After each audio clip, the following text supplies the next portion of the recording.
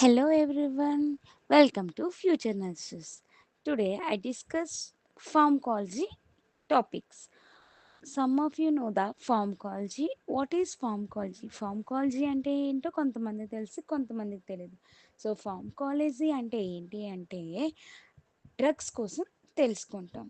ఆ డ్రగ్ ఇప్పుడు మనం ఒక ట్యాబ్లెట్ వేస్తాం కదా, ఆ ట్యాబ్లెట్ దాని యొక్క composition, mechanism, side effects, indication, వాటి కోసం తెలుసుకునే దాన్ని ఏమంటారంటే ఫార్మకాలజీ అంటారు. సో ఇన్ డెప్త్గా కూడా మనం తెలుసుకుంటూ వెళ్దాం.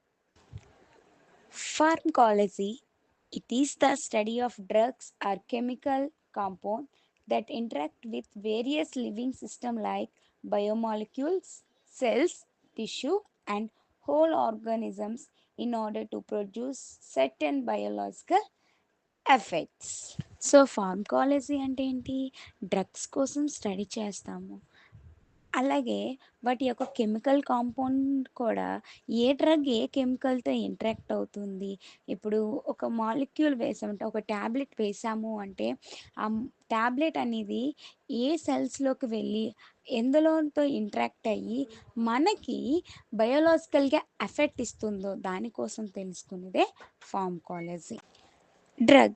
A drug, any substance that is used to prevent, diagnosis, treat, or relieve symptoms of a disease or abnormal conditions.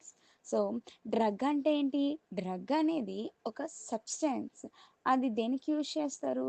ఏదైనా ఒక ప్రాబ్లం వచ్చింది అంటే, ఎగ్జాంపుల్ టీబీ పేషెంట్స్. టీబీ పేషెంట్కి వాటి యొక్క సిమ్టమ్స్ బట్టి, డయాగ్నోసిస్ బట్టి వాడిని ట్రీట్ చేసి వాడుకున్న ప్రతి ప్రాబ్లమ్ని సాల్వ్ చేయడానికి యూజ్ చేసే డ్రగ్ని ఏమంటారు అంటే డ్రగ్ అని అంటారు. అలాగే కొన్నిసార్లు డ్రగ్ ఏం చేస్తుందంటే మన యొక్క బ్రెయిన్తో కూడా రియాక్ట్ అవుతుంది.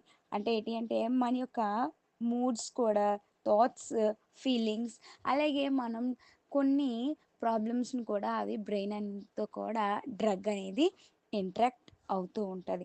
అలాగే ఆ డ్రగ్ అనేది మన యొక్క బాడీలో ఎలాగ రియాక్షన్ చూపించాలని దాంతో కూడా డ్రగ్తో పాటు ఇంటరాక్ట్ అవుతూ ఉంటుంది. So this is called drug.